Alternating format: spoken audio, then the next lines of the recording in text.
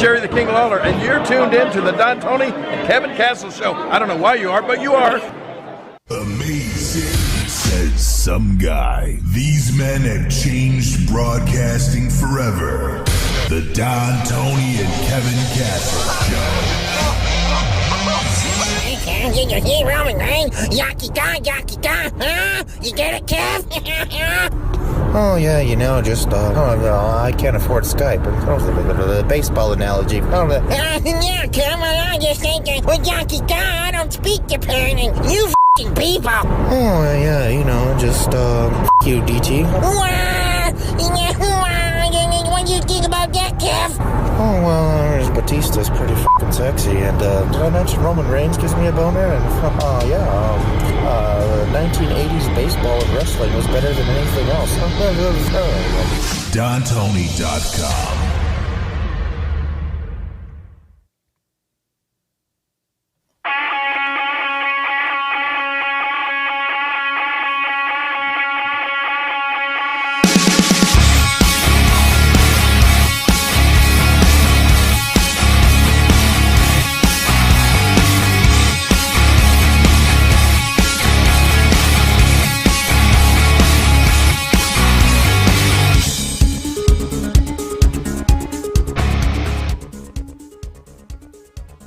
What's up, everybody? June 15th, 2020.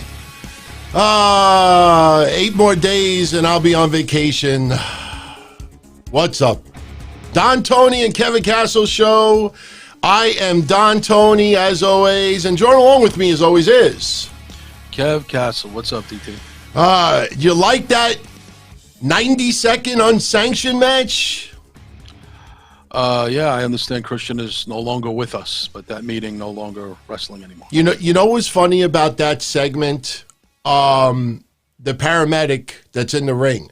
I mean, did he win like some charity auction or something? He looked like he was 14 years old. And they're just like holding edge. And meanwhile, you got the real paramedics on the side with the stretcher, and you got these two goofs with black pants and black WWE T-shirts, and the guy looked like he was 14 years old. And he's, just gently holding Christian's neck. And, man, I mean, come on. The guy doesn't even look like he graduated junior high school yet. And he's fucking, give me a break. Look, I'm not going to criticize the beginning of the Bruce Pritchard Monday Night Raw era, because, the first 2 hours of Raw tonight, we had a total of 12 minutes of wrestling. That's 120 minutes of show. We had 12 minutes of wrestling. Wow. 3 of those 4 matches didn't even go 2.5 minutes. I hate to break it to everyone out there, but if you look at last year, before COVID, Paul Heyman was doing the very same thing. The one thing that Bruce Pritchard did tonight, other than bringing those fucking goddamn Iconics out for 2 talking segments, we don't. Wow. 1 is not iconic enough. We need 2.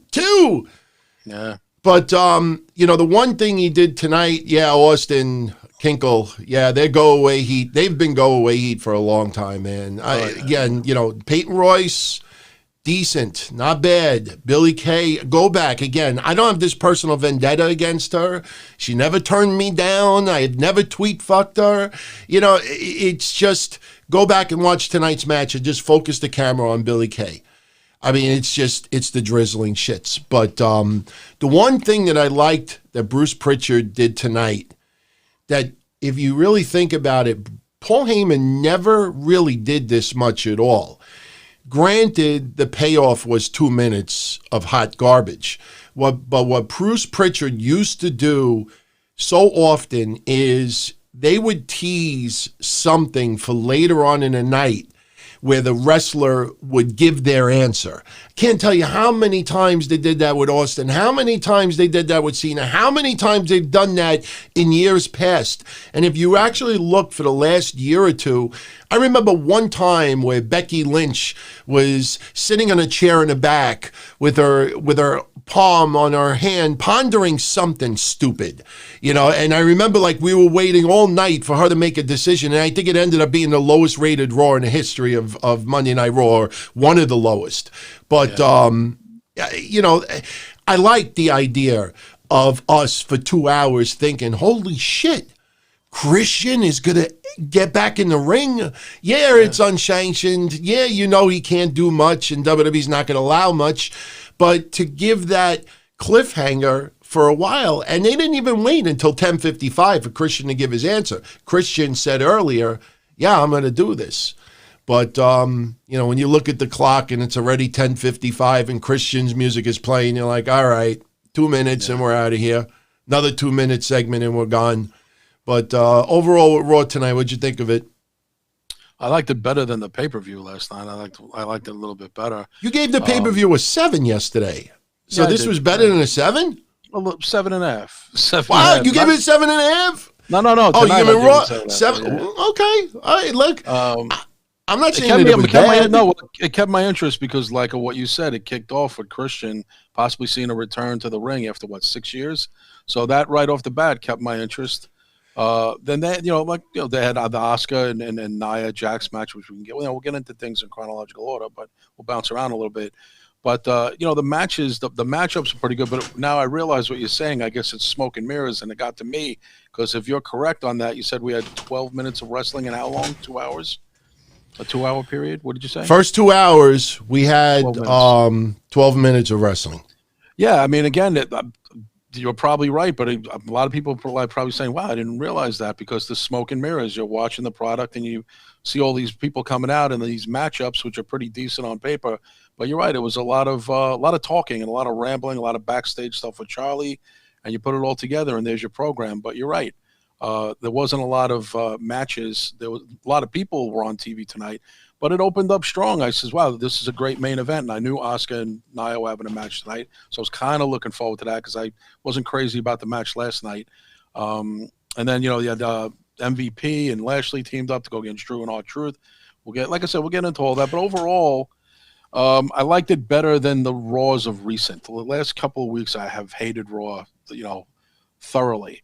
Tonight, I was somewhat entertained here and there. I didn't understand the Iconics getting all the TV time. Like you said, there was some things that didn't make a lot of sense to me. And you could tell it is now the era of Bruce. You could kind of tell there was a change tonight in the air. Oh, we had ninjas. Ninjas, yeah. We had, by the way, DT, the guy was that guy. Yeah, what was his name again? Yeah. Jordan, I can't pronounce his last name. Anybody remember his last name? The 7'3" guy. I know it. Omagbahin. Yeah, I can't pronounce it. And by the way, I did some refresher because I remember covering this last year, and I did a little refresher when he signed with WWE, and I actually spent a decent amount of time today on YouTube to see what he can actually do. And he's been having matches for about 7 or 8 months now. He was signed in 2018. And for everybody on video right now, I can't even put the small box on here. Look at this fucking class. This is the class that was with Jordan Omagbahin. And the reason why I know how to pronounce his last name is I actually have a customer that's this same nationality, same heritage, and his last name is Ogegbunam. So it's almost the same thing. But he's Nigerian? Excuse me? He's Nigerian, your customer? Yes. Oh, okay. Yeah. But this class, when he was signed from left to right, is Humberto Carrillo. You have Mia Yim, Chelsea Green, Matt Riddle, Daniel Vidot, obviously Jordan Omagbahin, and Damian Priest. Think about that. Damian Priest, Matt Riddle, Chelsea Green, Mia Yim, Humberto Carrillo, and David Vidot. Good class. Yeah. I mean, that is a strong fucking signing. It's very strong class. I mean, this, look, I'm a big supporter of AEW. I'm a supporter of all the shows out there, all the feds out there. But when you look at something like this, I say to myself, my God, you look at the caliber of that talent all signed at one time, and you look at some of these other feds out there and you're saying to yourself, how do you, granted, at the end of the day, it's the wrestler's decision, but how do you pass up a lot of these names? And yes, I know, the history with Chelsea Green and others, but the point is, they're there for the taking. And not only did WWE snatch them all up, that photo of them from the Performance Center was from 2+ years ago. Yeah. That's before they all fucking got their feet, not only through the door, but WWE, NXT, and some of the, bigger names out there. That's impressive, man. And even Daniel Vidal, we really haven't seen much of him much lately.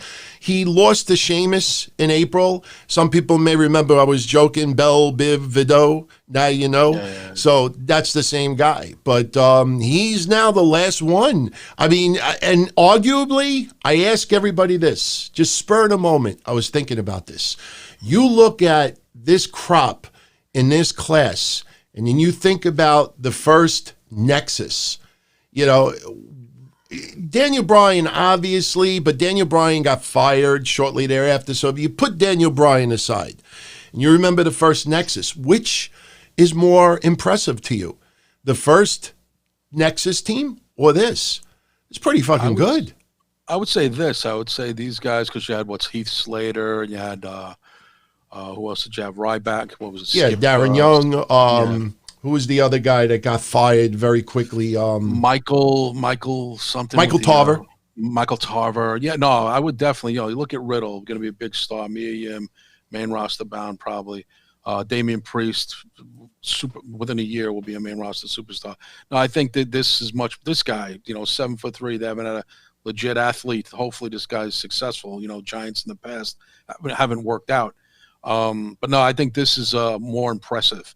It's I just think it's it's you got more. Who was the guy that wore the pink glasses? Oh, he did commentating for WWE for a little while as well. I'm drawing a blank right now. Yeah. What was the name of that guy who did? Oh, Percy Watson. Percy Watson. Yes. There you go, yeah. So Justin Gabriel. Justin Gabriel was fucking great too. Yeah, still in the business, right? He went on to change his name and be in Lucha Underground and stuff like that, right? And, but yeah, Barrett was supposed to. I mean, David Otunga, Wade Barrett, yeah. Yeah, David Otunga, but a lot of those guys just kind of, either went by the wayside or became enhancement talent, with the exception, of course, of Daniel Bryan, who went on to become, he's a Hall of Famer at this point. Yeah. But overall, I think this is a stronger class. Yeah, it's interesting. It's very interesting. Like, I completely forgot the group that he was with when they first signed, and I'm like, man, I'm not going to compare it to OVW, but everybody always goes back to OVW when you had Randy Orton, when you had John Cena, when you had Batista, and you go down the line, and that group, Lesnar also. That group obviously is, 50 times better than these guys because their career, speaks for itself. But you look at this and you don't see and I don't even, I won't even say who's the weak link in this group, but there's not one person in that group, and again, Vidal has got obviously he's the last one to really start, taking it to the next level, but that's pretty fucking impressive, man. It is a good, good eye for talent. And you know what? If anybody looks at Jordan's work on YouTube, you got to understand he is 7'3", legit 7'3". Great Khali was 7'1". So he arguably, Andre, they always said 7'4". I'm not sure if he was 7'4". Hogan, they always said, what was it, 6'10"? No, 6'11"? No, 6. No, they always said 6'9". They always 6'9", and then he went to WCW and it was 6'8". Yeah. Yeah, that's what it was. And now he's about 6'5". Now he's about 6'5". Yeah, he's about 6'5". Just think about that. Hulk Hogan is only 1 inch taller than me. Yeah, that's amazing. And I still say it to this day. I remember when the first group of Tough Enough went to one of Frank Goodman's shows, and we were hanging out with Miz and everybody else. And then they were just very respectful, saying hello to everybody. And I remember standing next to Jonathan Coachman, and I was just like, holy shit, he is much taller than I ever envisioned. It was just, I was so blown away, from remembering that night, how tall that guy was in person compared to what you saw on TV. I was very surprised. But Coachman played basketball. Yeah.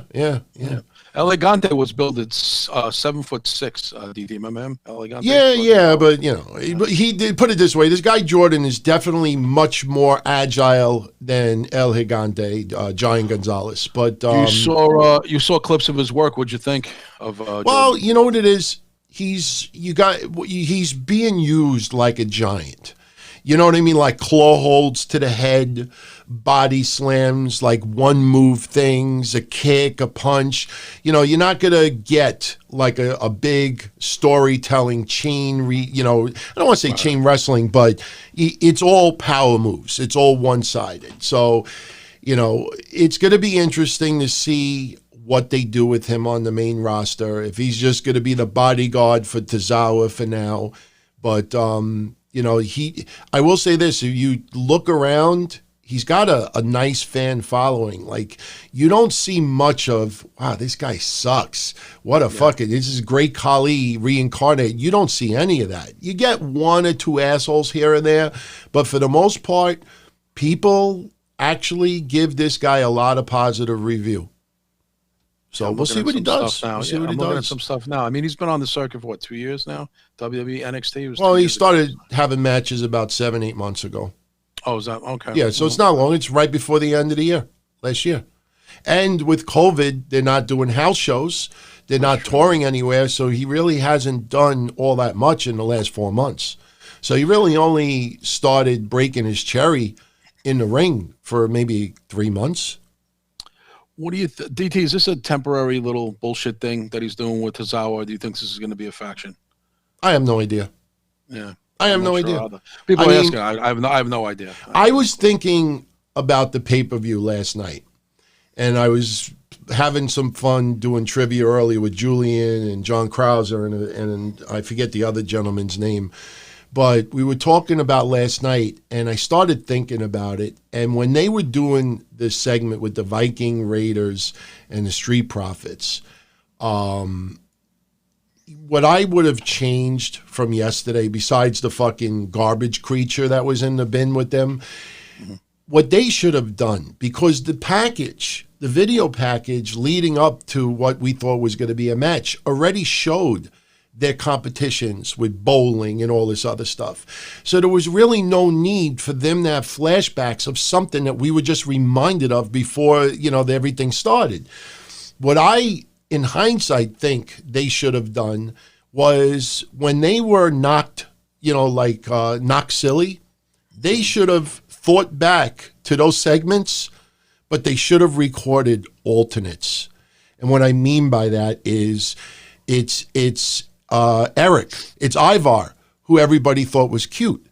So when Eric was woozy yesterday, Eric should have had a smile on his face, and they should have flashed back with all the women. But instead of them saying that Ivar is cute and him not so much, he should have, when he was knocked silly, looked back, and you have all the women saying, Eric, you're so cute. Ivar, not so much. Do a reverse. You could have had, even Ivar looking back, and he's fucking slam ducking, and he's shooting hoops, and he's bowling strikes one after the other. They should have went back and had flashbacks, and it's the complete opposite of what we saw on TV. That's what I wish they would have done. Yeah, I agree. So, what are we going to do? Now, a couple other things. Edge did, in fact, tear his tricep. Nobody knows the exact moment where it happened. I said yesterday where I thought it was. And everyone, if you did not check out our Backlash recap, it is available. So go check it out. We're not going to bring up the pay-per-view again. But Edge did have the tricep surgery. And Randy Orton, his diagnosis is a little bit different. He said that Edge will be recovered in about 9 years. But, there's different, there's different tears. I mean, they still gotta, attach it back to the bone. And they will attach it. So I don't want to compare it like a rubber band. When I tore my bicep, they actually showed me a video of what they were going to do. And what they actually do is they don't reattach. I mean, maybe for him it's different because he's a pro wrestler and he lifts and all that. But for me, they didn't attach my tendon back to the bone. What they did was they attached it to almost like, I don't want to say it's a rubber band, but it's almost like a rubber band. They attach it to that, and then that gets attached to the bone. So it actually, it's like a medium. And I always worried that if I lifted too much, that maybe my tendon detaches from whatever this band was. People could go on YouTube and you could see what these surgeries are. But people out there saying, oh, it's 4 months, it's 6 months, it's 9 months, they don't know. They don't know. They're just Googling tricep surgery and they're trying to guess. The people with the WWE sources saying our sources are telling us he will be out, 6 to 9 months. Those are guesstimates. Yeah. But, we'll see what happens with his recovery. Now, Edge had posted a little message online before we saw the match yesterday. And, when he wrote what he wrote, he was very passionate about what he said. And this obviously was written after the match was done, after he knew he tore his tricep. So, he really, just built up this match. I think Edge and Randy Orton should be very proud for what they did yesterday. The other stuff that happened, and one other thing that did happen that I did not notice until after we were done with the show. Did you see the little clip that I posted on Twitter of Samoa Joe? I didn't see it, no. Okay.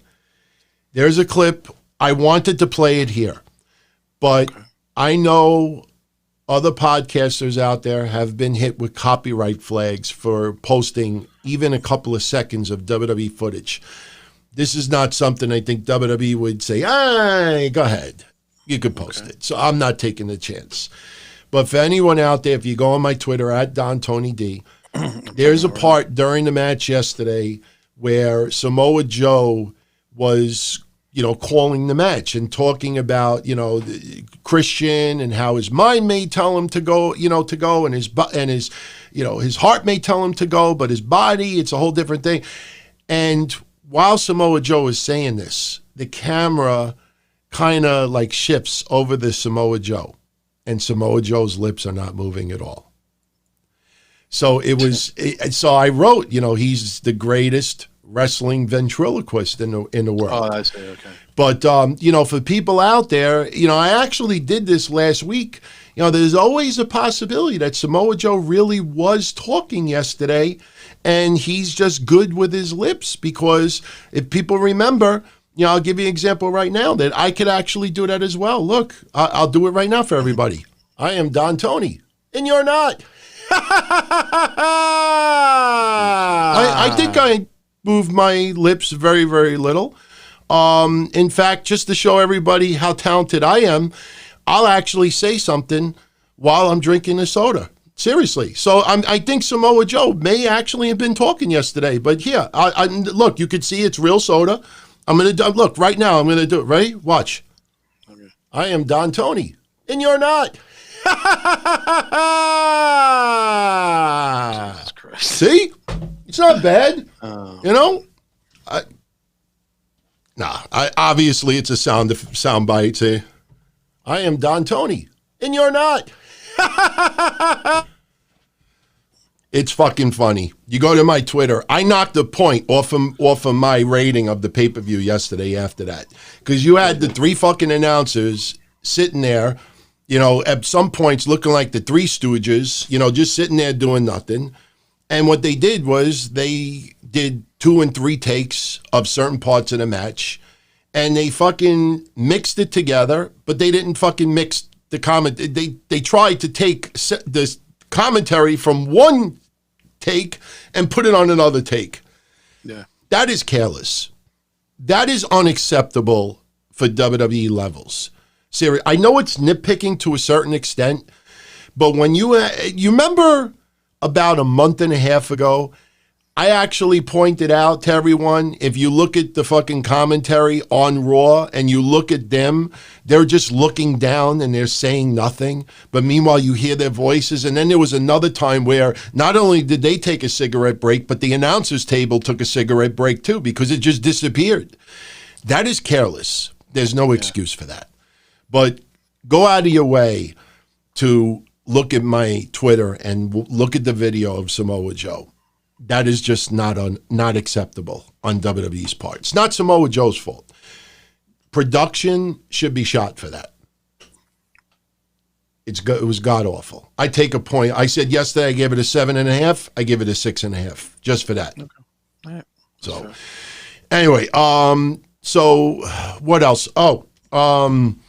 It's not earth-shattering news, but very interesting. Nonetheless, little statement came out late tonight from the WWE offices. To be more specific, the Associate Medical Director of WWE, Jeffrey Dugas, and he said tonight, and I quote, "A developmental talent who was last on site at WWE's training facility on Tuesday, June 9th, last week, has tested positive for COVID-19. Since that time, no other individuals that attended the facility have reported symptoms. However, out of an abundance of caution and to ensure the health and safety of the company's performers and staff, talent, and production crew, all staff, talent, production crew, and employees on site at the training and the production facilities will be tested for COVID-19 immediately. Following the test results, WWE plans to proceed with its normal television production schedule." I am blown away by this statement. Why? Because of what I brought up before on Wednesday night Don-O-Mite. Do you know how much it costs for the Q-tip test? I mean, obviously prices vary across the United States, but guess how much a COVID test, the swab in the nostril, costs? I could have sworn someone told me at Lucky 13 it was $150. $11. Right?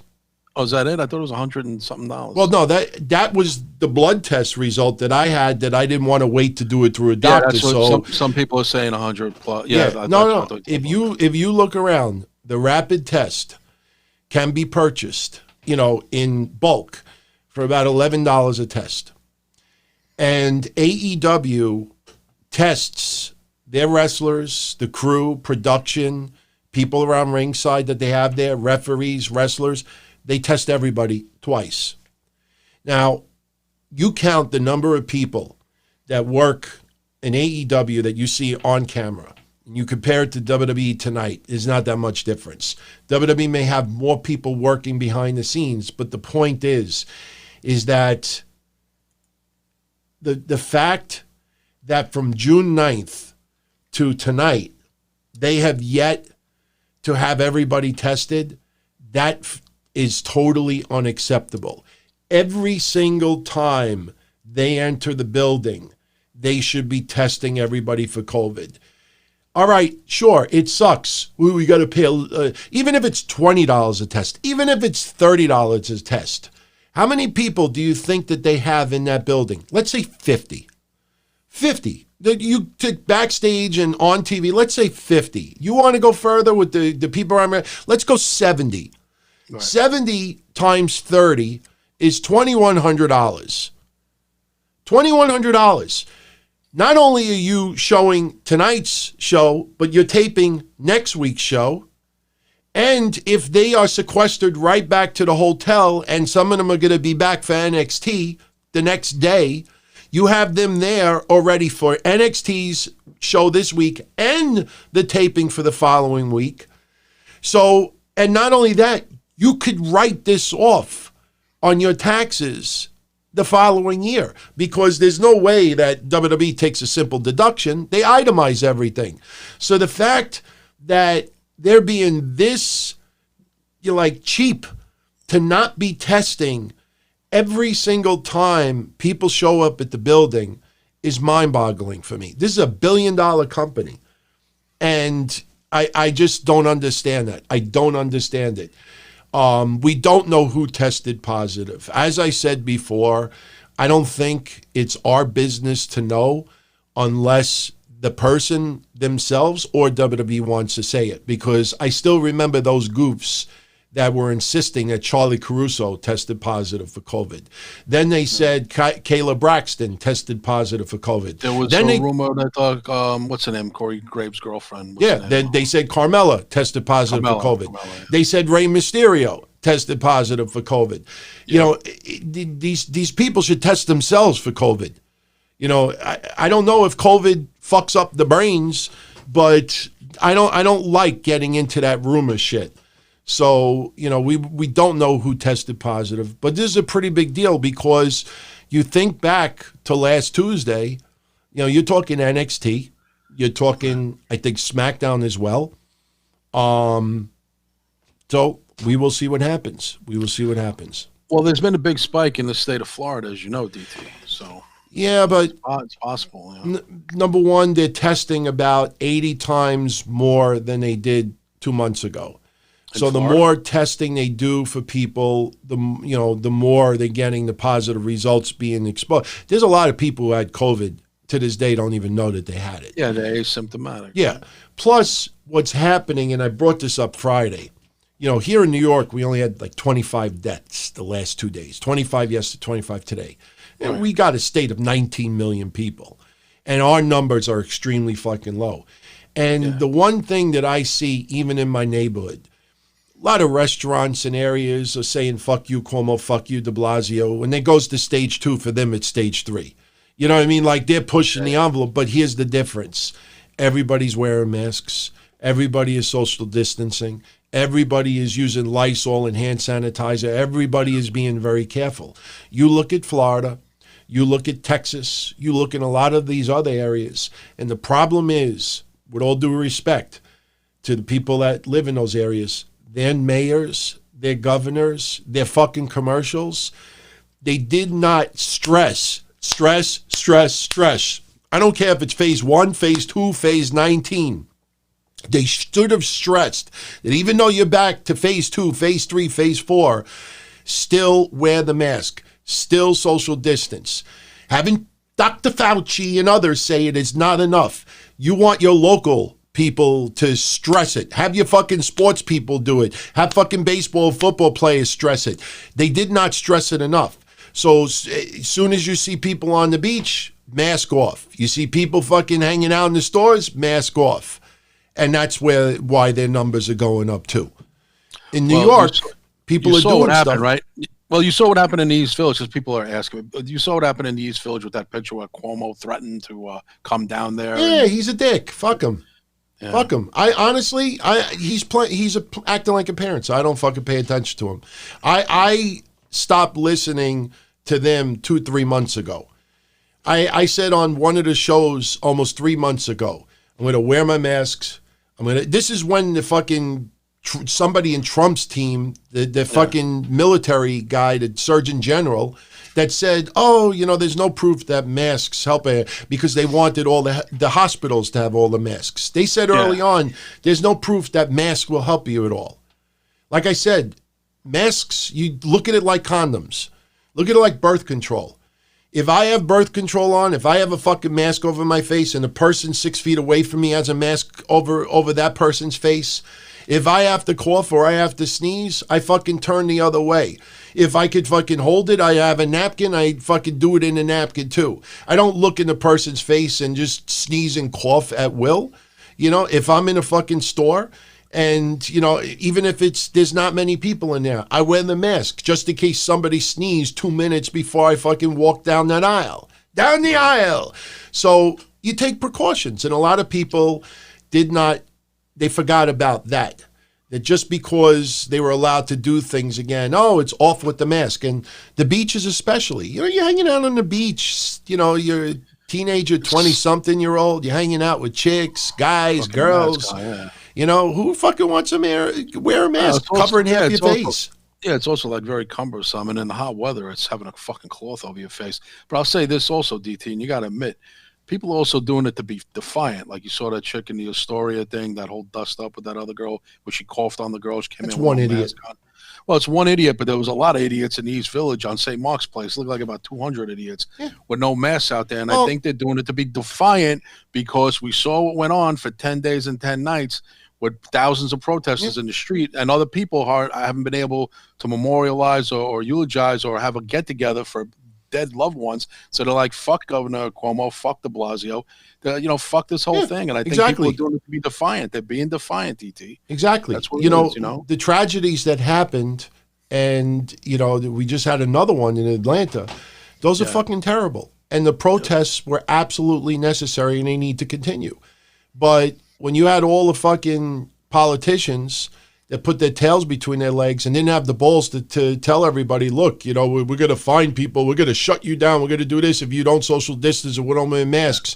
And then you fucking turn around now and you're threatening to close up a bar because the people outside aren't wearing the masks. Fuck you. Exactly. Fuck you. That's total bullshit. Fuck you. Exactly. I mean, these places have not been open. You know what I would have liked? I'm in that industry. I take more than personal offense to that. Because again, I know the people who have been making dime with that take to go bullshit.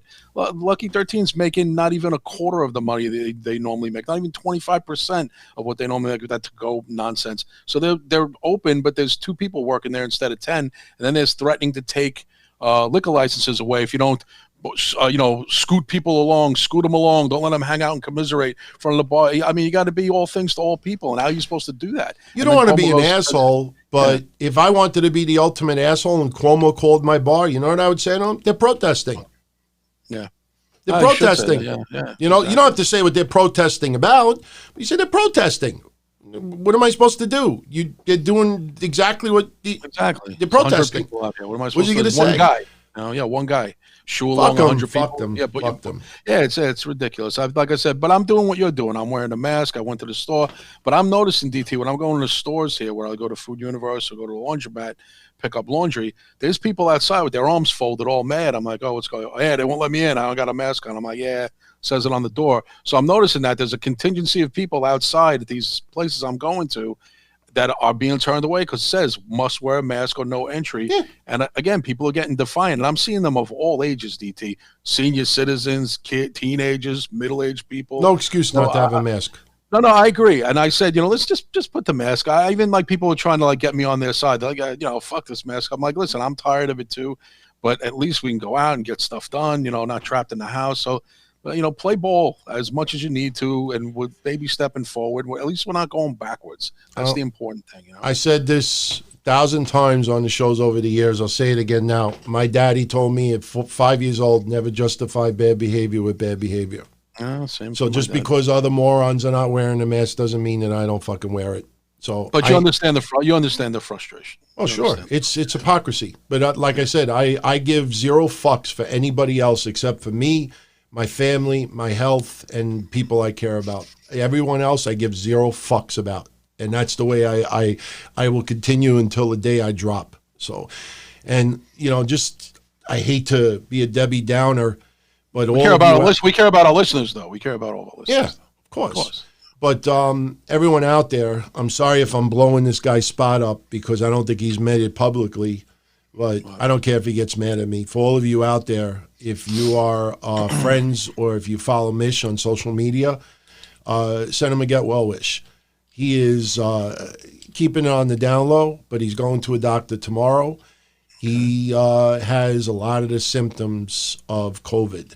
Doesn't know if it's COVID or just a regular flu, but he is not doing all that well right now. So it would make him feel good, seriously. Stop by his social media and just say, get well, just give him some love. So, getting back to WWE. So somebody tested positive and we'll see what is done about it. But, I want to clear this up too with Raw tonight. People may have noticed that we had the NXT stars around ringside.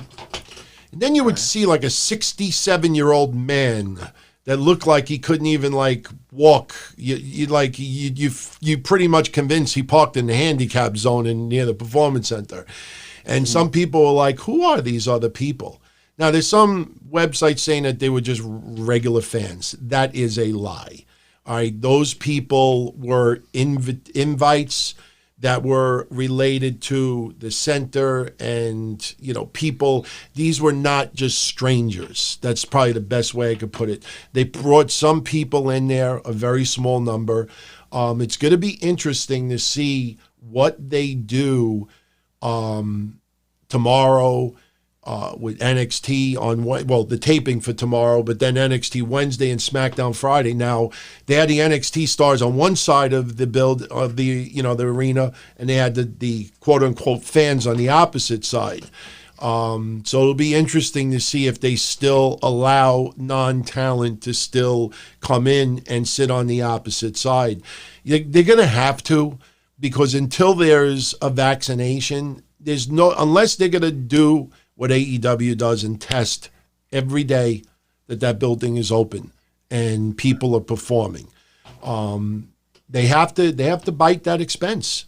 It's just they spray the whole fucking place. They wipe down the ropes. They sanitize this. They sanitize that, and somebody still has it.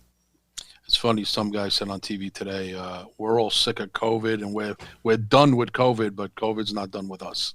Mm-hmm. It won't be gone for years. It won't be gone for years. What do you think about a vaccination, DT, in 2021? I already put my name in, any trials that come available in my neighborhood. I want to be one of the first to get. I don't want no fucking placebo either. Look, I've said this 1,000 times before. Less than half of the United States gets the flu shot. I can't tell you how many times over the years I've seen people on TV. I'm not giving my kids the flu shot. They'll get autism from it. I won't take the flu. I don't believe in flu shots. So when this comes out, this is pretty much a flu shot.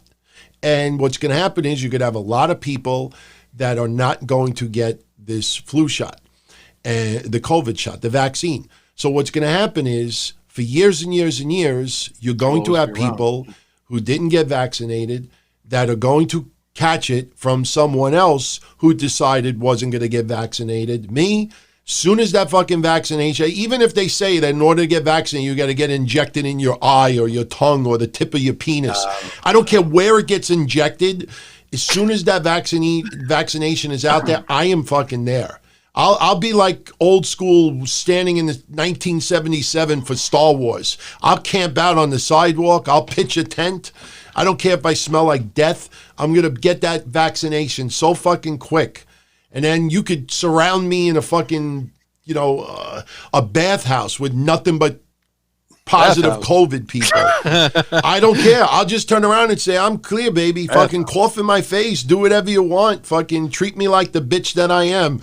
I ain't catching COVID. I'm going to have that fucking vaccination. Definitely. Oh, wait a second. You never got a flu shot in your life? I've always gotten a flu shot. That's what I'm saying. I always get vaccinated. I thought you said you're against the flu No, shot. I'm totally for it. I'm going to be first in line.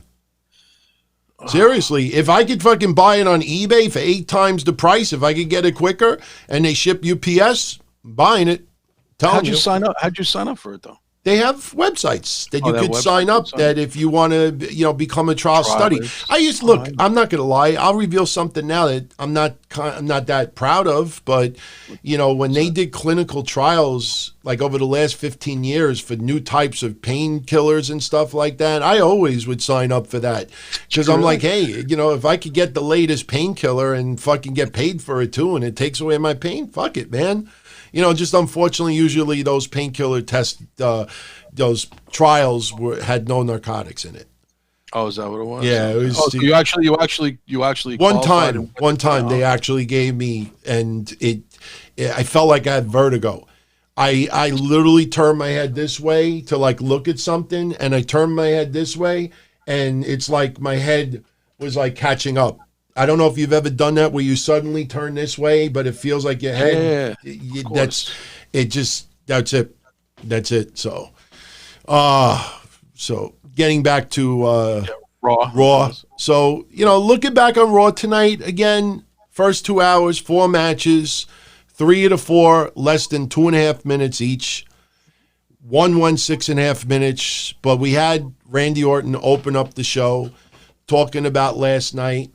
He won the greatest wrestling match ever, so he's the greatest wrestler ever. And Edge is on the shelf, and he did Edge a favor. He gets interrupted by Christian. And Christian basically says, he looks at Randy Orton, and all he sees is someone who is cold, calculated, and a son of a bitch. And, I don't remember Christian laughing, walking down the ring. But Randy Orton, with that, pre-planned of what the bullet points WWE wants him to say, he's like, you come down here, you're laughing, you're saying this. And I'm like, he didn't fucking laugh, but whatever. Bottom line is, Randy Orton challenges him to an unsanctioned match, and if he doesn't take it, then he's a coward. And we have everything set up, and I liked it because, as I said at the beginning of the show, this is something that Paul Heyman did not capitalize on, and that was that suspense. Is someone going to accept the challenge? Is someone going to, let alone Christian, who we haven't seen in the ring for a while? Sure, we knew it was probably going to be a clusterfuck, but still, suspension of disbelief. We were wondering, hey, is Christian actually going to have an impromptu match? It'd be interesting.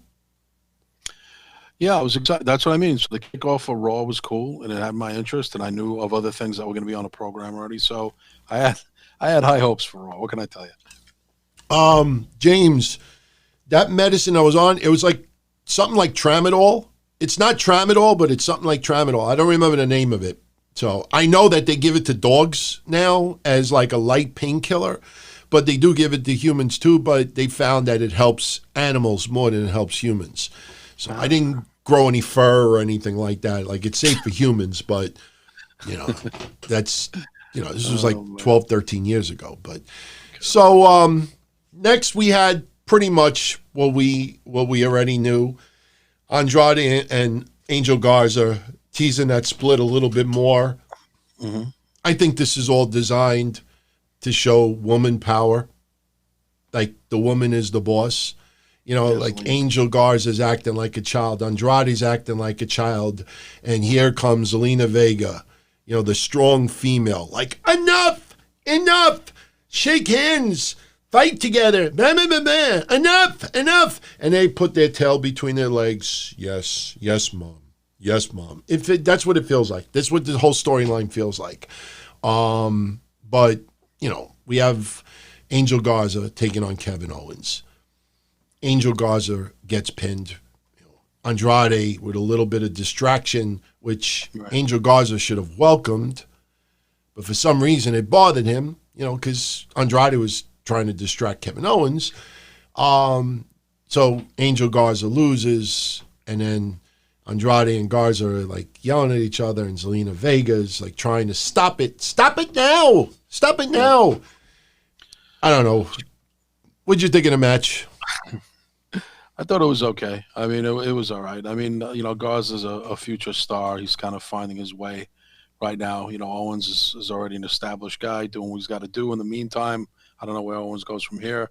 But I'm still thinking Andrade's still going to turn. I think this is just a bullshit thing, and Andrade's still going to wind up leaving, and Zelina will side with Garza. And I'm telling you, I still think Andrade's going to turn babyface. I think he has to. No disrespect to Andrade. But if anybody goes back and watches the interaction that he had with Angel Garza at the beginning tonight, where he's basically saying to Angel, like, good luck with your match. If you actually listen to Andrade's attempt at a one-line, like, humor, like a one-liner, it fell flatter than that fucking seltzer that I drank last week.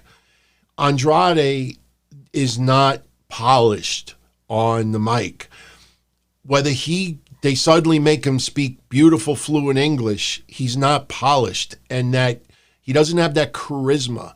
I know that there's no fans in attendance, but there is a such thing as to have charisma oozing through the TV set. And I can tell you, Andrade is fucking drier than a martini. You know what I mean? Like, he is stale. And him as a babyface, I think would fucking be the drizzling drizzling shits. They may have no choice because Angel Garza, there is no way Angel Garza should be a babyface. No, not at all. No, not at all. Again, there's the feud is inevitable, but someone's got to be the good guy. So I mean, they both could be heels.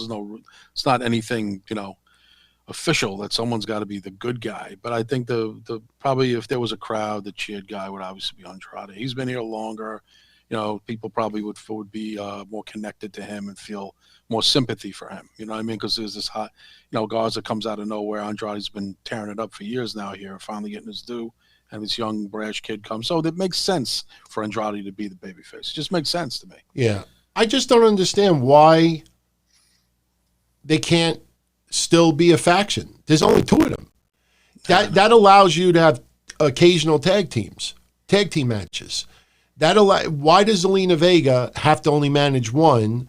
Or why does Zelina Vega, you understand what I'm saying? Like, why split them up? I just don't see it suddenly being like a big main part of a pay-per-view to see them two going at it. Well, because they would match up good together, DT, and to get a match out of them because there's no one else to feud. They could have a match right now. They could. But they could have a match right now. There'll be some dissension. I think that's just a classic thing where it's like someone gets goes the other way in these feuds. They don't usually make up and then everything's cool. You know what I mean? I want to see Humberto Carrillo and Angel Garza become a tag team. I think Humberto Carrillo it would be interesting to see him as a heel, especially when you look at the age factor of Angel Garza and Humberto, them being extremely young. I know a lot of us kind of like find Humberto Carrillo's haircut interesting, to say politely, but I think those two guys, just looks-wise, and, I'm not saying that Zelina Vega would be like the Sherry Martel to the boy toy, you know what I mean? But if you're going to split up Andrade and Angel Garza, I think somebody should replace Andrade in Zelina Vega's camp. And Humberto, it just... turn bad guy. Humberto is a bad guy, a little... like arrogant, young, brash team like that. Him and they're supposed to be cousins, right? In an angle, they are. They're cousins. Okay, yeah. That makes sense. Then team up. Humberto's he can't be a baby face. Yeah, he's in there. Turn Humberto heel. I agree with that. That would be a good little faction. There. Yeah. Shout out to Mish. He's actually online. And Mish, I'm sorry. I hope you don't get mad that I blew up your spot, but we actually do care. So I wanted to have the love shower your way. So, yes, good luck, Mish. Yeah. Lashley and MVP heading to the ring, basically talking about last night.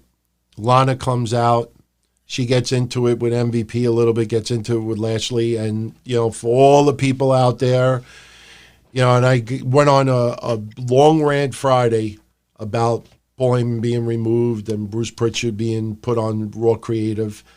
Right. If anybody out there that bitched and moaned and complained, about Paul Heyman being removed, this segment with Lana, Lashley, and MVP tonight was pretty much like my fuck you, sticking my middle finger in your ass moment, because I remember in October or November of last year telling everyone, reminding everyone some of the storylines that Paul Heyman did on SmackDown, and if I remember correctly, one of them was Al Wilson and Dawn Marie.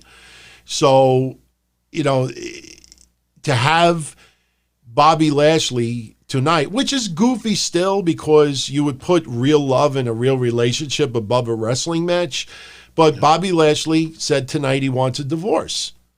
So this storyline is coming to an end. And again, Paul Heyman was you could all say, oh, Vince has the last say, and maybe Paul Heyman was against it. Look, he's like the fucking manager on the team. The team doesn't do well. The manager is the one that takes the responsibility, bites the bullet.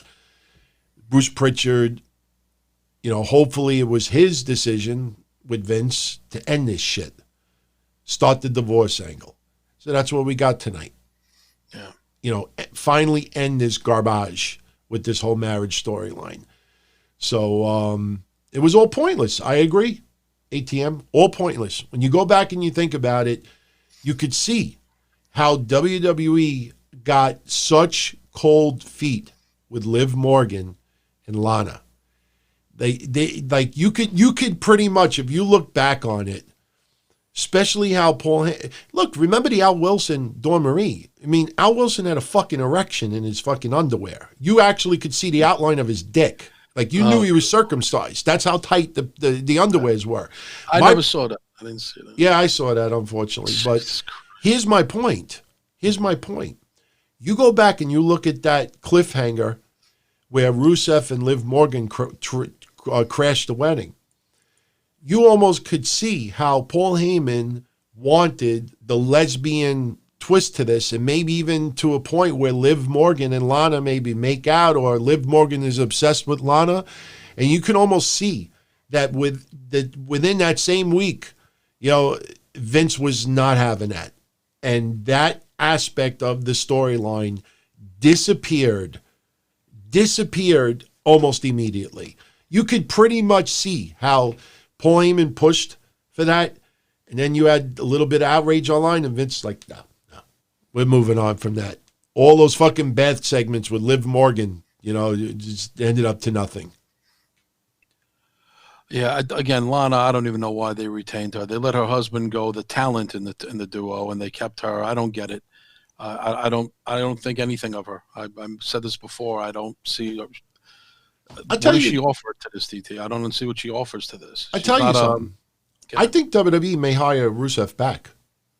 Possible. I'm not trying to break no news or anything like that, but a lot of people seem to forget the F word. All right, and it doesn't. It's not followed with an A. It's followed with a U. Furloughed. I'm not saying Rusev was furloughed, but some people were, and furloughed pretty much means that look, we're letting you go, but we plan on bringing you back, or we want to bring you back. I think the way this storyline was going, they had nothing for Rusev, because every time you see Rusev, you think of Lana. And every time you think of Lana, you think of Rusev. So by letting Rusev go, now everybody is focused on Lana and Lashley. And anytime you saw Rusev outside, he pretty much is by himself playing video games on Twitch. So I think with this storyline, this coming to an end, and as we start getting fans back, it would not surprise me if WWE hires Rusev back. Remember this, everybody, because I think of all the people that were let go, there is a very good possibility that they may bring Rusev back. I know there's a lot of people out there that are begging Rusev to fucking trash WWE, and I think do not discount that. I mean, it's possible another Fed may offer him a boatload of cash, but never say never. I think WWE, he might be one of the first people they bring back. It's possible. I mean, I'd heard No Way Jose got hired back. Did you hear that? I didn't hear that. Someone told me that. I can't remember. I think it was my brother. Oh. But I think a few people could be. I know they were trying to hire. Well, they were reaching out with less downside guarantees and less money offers for some people that did release. You heard about that, because they're not using them right now. I know. I'm just saying that they can take it or leave it. I mean, people are like, that's horrible, take advantage. I don't know if they're taking advantage. I mean, what revenue is really coming in? Everyone's like, they have all this money, but they're dependent on other money from live events and other things that would normally be happening that they don't have. So again, I guess it's up to the individual if they think they can hold out and go somewhere else when this thing subsides, and they could sign with AEW or, ROH or whatever. So taking kind of a chance, or get the job security now and sign for less money, which probably still be decent money by WWE standards. I don't think they're paying them $150 a week. So I don't know. I think a guy like Rusev could definitely get re-signed. I wouldn't close the door maybe on any of them, to be honest with you, DT. Well, some of them are done. So yeah, some of them I would say, but even like a Sarah Logan could come back. You never know. It's possible, but the longer they go further without bringing her back, I mean, the less she's absolutely not needed. The less she's needed, to be honest with you. But I mean, yeah, they have people who are there who aren't even on TV right now, like Ruby Riott. Yeah. Well, she's on main event. It's better than nothing, I guess. Yeah. Oh, that's where what's her name is right now, right? Baszler? No, what's her name? The ponytail. You're talking about Bianca Belair. Bianca Belair. Yeah, I blanked on her name for a second. Bianca Belair, well, you know why? Because they're trying to finish one storyline and then go into another one. So she'll be on TV very, very soon. She'll be. I mean, Raw, I should say. That kind of segues, not even purposely, for the Street Profits and the Viking Raiders. Like as we said with the Ninja situation, which again, they're teaming up. And you said you like the camaraderie between the two teams, right, DT? I said a couple of weeks ago that it would be tied, and the breaking point would be a wrestling match, and they'd be friends. Yeah. It's exactly what's happened. Just, we got Big Show getting involved in this now. And what you think about that? You think you think that's a Bruce Pritchard thing, bringing Big Shows, can't talk, in tonight? You think that was a Pritchard idea? Yeah, why not? Yeah. I mean, he's a known guy. They're not doing nothing with him on TV. Yeah, he lives in Florida. He lives there. Yeah. And, I laughed at people tonight saying, oh, well, he just turned babyface again. I think people totally misunderstood him challenging Drew McIntyre, at WrestleMania. Right. That was more of to try to, basically hype up Drew that, he's like, he wasn't being a heel. He was, basically giving him a challenge. You say you got it here. Of course it's scripted, but the point is that the character was more of trying to boost up Drew McIntyre and nothing else, so I have no problem. I have no problem with it. I don't mind Big Show once in a while on TV.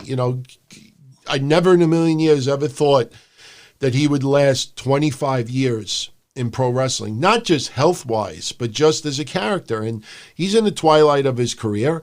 So some of the segments are kind of goofy, and he's doing the things with the Street Profits and everything, but they don't have a GM on TV. So, you have to have people to come up with ideas.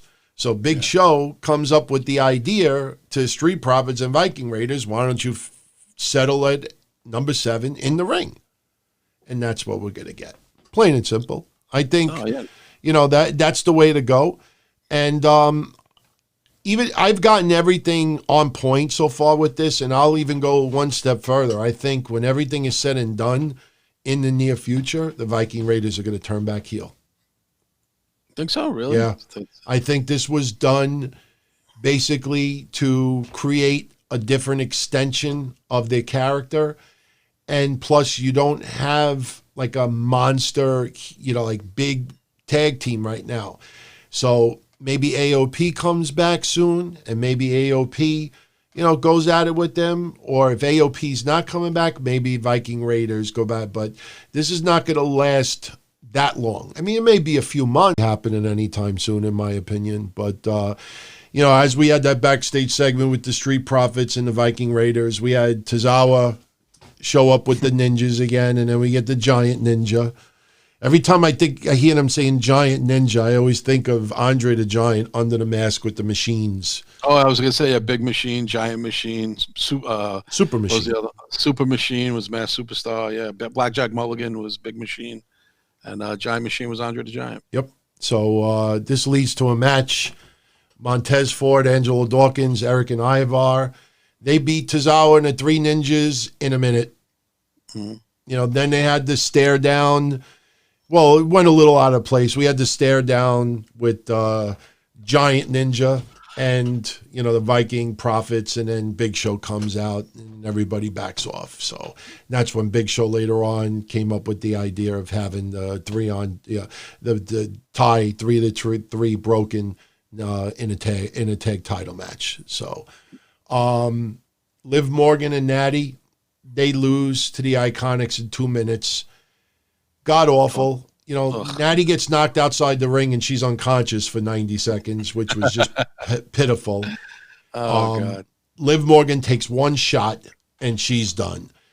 After the match is over, Natty's basically getting in Liv Morgan's face. Remember what I said about a month ago? Bratty Natty.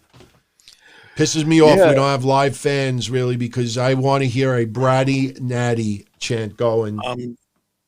I'm sure you will. And she, what did she say to Liv Morgan? No wonder why Ruby Riott got rid of you. Yep. That's she said, yeah. So, and then Lana comes out and says, "Oh, you think you got troubles? I'm getting divorced." And is there some sort of team up there, DT? Or that was just a little thing? It was just meeting of the minds. I don't know if that leads to anything. That's basically both of them saying that they don't get any respect or anything Exactly. like that. I was wondering if they put together the Rodney Dangerfield crew.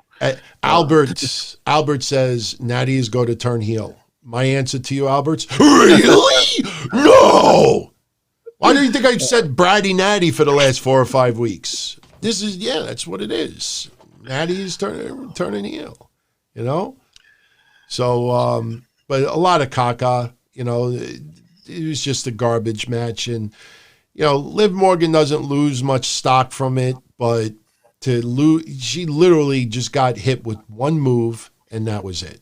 It was done. The match and the was Iconics. over. Yeah, and then the Iconics got their promo. And one thing I did like tonight, DT, and that finally a little comeuppance, very little, didn't exactly throw the beat down of the year on him, but Dominic finally comes out tonight and gets a little revenge for his dad. That was a cool segment. I enjoyed that. Finally, been waiting to see what this kid's going to do. And he could still, I know what you said, you suggested a few weeks ago, you know, crazy if Dominic would join Seth Rollins' crew in the long run, or when this is all said and done, Dominic turns on his dad, which can always happen. But tonight he came in, clobbered Seth Rollins from behind, threw him into the partition, ducked and dodged the beat down from the other guys outside. Got the best of them, made fools of the minions of Seth Rollins. So I thought that was kind of a cool segment. I enjoyed that.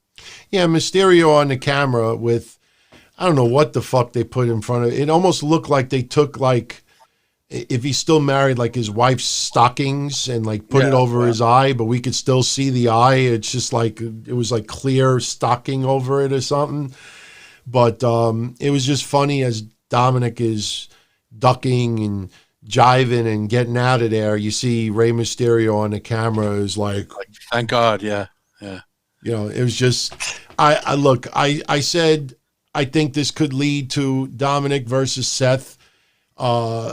Maybe Seth has Dominic go through Murphy and maybe go through Theory first to get to Seth. But I think in the end, I said it that night when Dominic sat next to him. I said, fucking Dominic's got to join Seth Rollins' crew.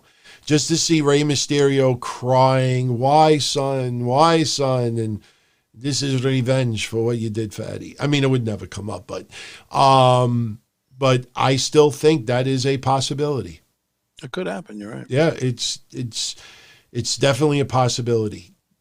Dominic goes under the spell of Seth Rollins. Seth Rollins sells Dominic a hill of beans. Dominic falls for it. And Rey Mysterio is trying to get his son out of, you know, that thinking and ain't having it. Will this lead to Dominic versus Rey in a match? Possibly. Maybe that's how you get Rey Mysterio in storyline back in a match. That Dominic challenges his father.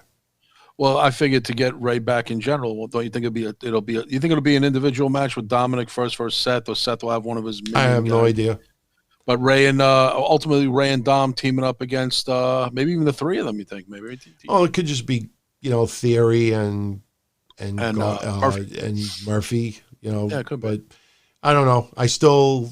That was just a thought that I had that night, and I'm still sticking with it. I think that would be a nice swerve, and we'll see where it goes. But a lot of backstage segments today, you know, from Natty to Liv Morgan to Natty to Lana, you know, Apollo Crews talking to MVP, Shelton Benjamin cutting a promo, Charlotte with Ric Flair, Ric Flair with Christian with Big Show. I mean, it's just, you look at it, it's Charlie Caruso with Garza. I mean, we might have had the record tonight in the last 10 years of the most backstage segments ever. And maybe that's Bruce Pritchard just trying to set up little, you know, ships in the road, you know, little detours here and there. But when I look back on it, it was amazing how many fucking backstage segments we had tonight. Oh man, it was fucking bad. Well, it was bad because it suffered with the wrestling. Again, the first 2 hours, 12 minutes of wrestling. That's 10%. 2 hours is 120 minutes. 10% of the first 2 hours of Raw was wrestling. Dude, and how many times did they go backstage for R-Truth? I mean, even when he was teaming up with, I think he had 3 segments backstage before the match actually happened. Yeah, R-Truth, that's another one. R-Truth with Drew McIntyre and R-Truth having Bobby a problem Lashley, with ninjas. MVP and Bobby Lashley. There must have been like 15 segments.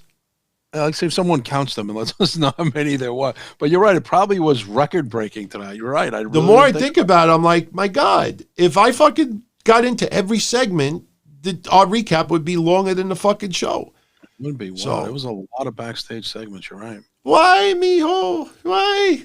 I agree, Anthony. I want to see Dominic turn on his dad. Seriously. Ray with the puppy eyes crying that his son stabbed him in the back. I think that is absolutely necessary.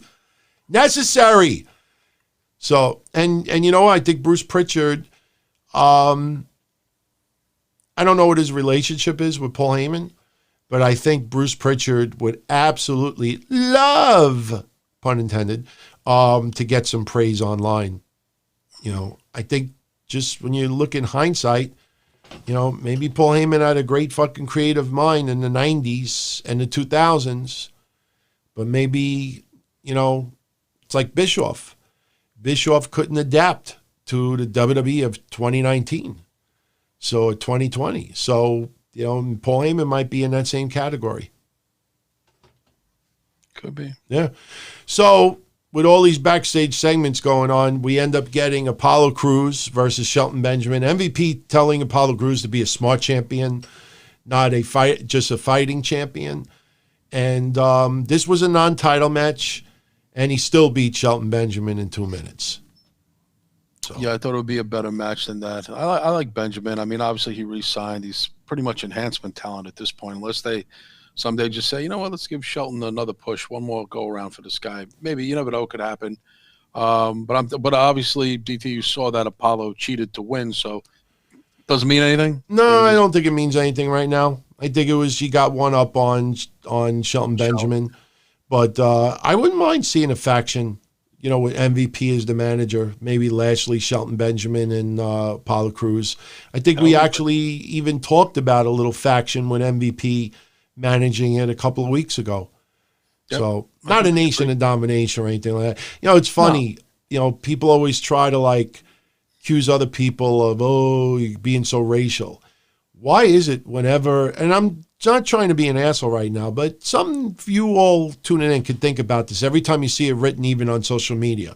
How come whenever people talk about having a couple of black men be creating a faction in wrestling, they immediately say nation of domination? I mean, I can't tell you how many times whenever a faction is talked about, hey, you know, I would love to see these 3 or 4 put in a faction together, and right away the first response is, yeah, they could do a nation of domination. Why is it always that? That is true. Anytime you see Africa, I got to admit, same with you, DT. I see it online too when people talk about African-American contingency. They're like, yeah, new nation. And I like, yeah, you're right. Why does it have to be that? I don't understand. I don't know if I don't think people being it's embedded in their head. They did it with New Day early on. With New Day. That's right. That's true. That's right. Oh, New Day could end up being the new nation. Yeah, if they turn heel, they could be like this militant group. And it's like, again, I think it's more just ignorance more than it is like racism, but sometimes they go hand in hand. Yeah. Drew McIntyre and R-Truth versus Lashley and MVP. The stipulation is that Drew McIntyre's title is on the line, so whoever gets the pin is new champion.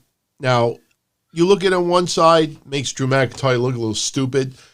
Why would he agree to something like that? Just because a heel challenges him that way? But in the end, we had Drew McIntyre hit the Claymore kick on MVP. Drew McIntyre pointed to R-Truth, tagged him in. I wonder if anybody out there thought that R-Truth was going to get the pin and become the champion. But instead, McIntyre, gets MVP for the pin, and that's it. So Not a bad match. I mean, it was the longest match of the night. Yeah, it was all right. Yeah. Not bad. So we had the segment with Ric Flair and Charlotte. And, yeah, you know, Darren, they definitely brought that up with not necessarily primetime players, but there was somebody else. There was somebody else that they were actually talking about, and it involved one or two of those guys as well. So, but anyway, moving on from that. Sasha Banks and Bayley hit the ring. We already know they're facing Shotzi Blackheart and Tegan Knox on Wednesday for NXT. I thought Shotzi was in the crowd tonight, but they didn't flash her. They were bragging about Backlash. It's Bayley's birthday. And because they don't want Bayley to have the same moniker as Becky, they're not calling her Bayley Two Belts. She's insisting that everybody call her Bayley Dos Belts, I think it is. Oh, Dos Straps. Dos Straps, yes. Bayley Dos Straps. That's not creative. That's just WWE's way of saying we don't want her to have the same phrase as Becky. Those straps. Those straps. Uno, dos, two straps. Yeah, it's almost like, look at those straps. Look at those straps. I mean, it's just whatever. Yeah, She ain't going to have those straps for all that long. But here's where we get treated for another fucking iconic speaking segment. Yeah, couldn't believe it. Just because one of them slaps Sasha, they accept, Bayley accepts the challenge for the title. I don't know. Are they trying to make the Iconics baby faces in this? Because we got two heel tag teams. Yeah, I guess like the Iconics are going to be the baby faces, and they're being bold too now. They're not being like chicken shit heels. Now they're being brash and confident. Now their wrestling doesn't hold up to that. I mean, again, they're coming out, calling people out. This is a different tag team. This isn't like your chicken shit heels. So again, they're being in your face. So this is a new, more aggressive Iconics. But again, it would help if they got better in the ring. It would be much more believable because they just kind of walked away. They didn't even get attacked by Bayley after they slapped Sasha, who looked amazing tonight. Sasha looks great. And again, Sasha's a top girl, and she's kind of bowed down to these two. I don't get it, DT. And again, obviously, it's easy to say I don't have fat, but obviously Bruce Pritchard's fond of the Iconics, I guess. 2 segments and coming out there calling people out. R-Truth had 3. Big Show had 2. Christian had 2 or 3. I mean, I think almost everybody had multiple segments tonight. Yeah, but DT, that's Big Show and R-Truth. These are legends in the business and deserving of this. Drew McIntyre had a few. Iconics had 2. World champ, but I'm just saying Iconics, it looks like they're going to get a big push. That's what I'm saying. Next, we had Nia Jax defeat. Asuka defeat Nia Jax. Mm-hmm. This is exactly what I was saying yesterday, that the double count out yesterday, if anybody listens to the recap or if you heard it already, the double count out yesterday is basically to not have Nia Jax lose clean right now and have Asuka keep the belt. So they're coming up with creative ways so it does not look like Asuka pins Nia clean. And we got the same thing again tonight. Tonight they're having their match. Decent match, not too bad. Went almost 9 minutes. But at one point, we had Nia Jax go to pin Asuka. Asuka puts her foot under the ropes. Nia Jax, for some reason, gets pissed the fuck off. She shoves the referee down. The referee does not call for a disqualification, which I thought was pretty funny. So instead, Nia Jax gets rolled up by Asuka, and the referee does the fast 3 count. So even though Nia Jax got pinned, she got pinned because of a referee with a fast 3 count. That's basically, once again, covering up, trying to protect Nia Jax. They don't want her to get pinned clean right now. Straight up match, no controversy. They don't want to do that right now. And the funny thing is, there's a lot of rumors that Asuka may be feuding with Charlotte at SummerSlam. Not sure if that's going to actually happen. But you may end up seeing kind of clusterfuck finishes with Nia Jax until this leads to Asuka's next feud. Nick says, why protect Nia? Because WWE has a lot of investment in Nia, and they think Nia Jax is a lot better than what goofs say on Twitter. I criticize Nia Jax too. Nia Jax definitely has some problems in the ring, no question. But, for all these people out there, fire Nia Jax, die, fucking, Yeah, a little much. WWE's not firing her, and she ain't dying, So, they want her to get better. So maybe her losing right now could be a little bit of punishment. Who knows? But that's what they're doing. They're doing exactly what we talked about yesterday. Yeah, no, it didn't hurt anybody. So No. that's good. So next we had Christian, Randy Orton, unsanctioned fight. It's already 10:55, and I'm like, fuck. Then right before the match starts, Ric Flair comes out.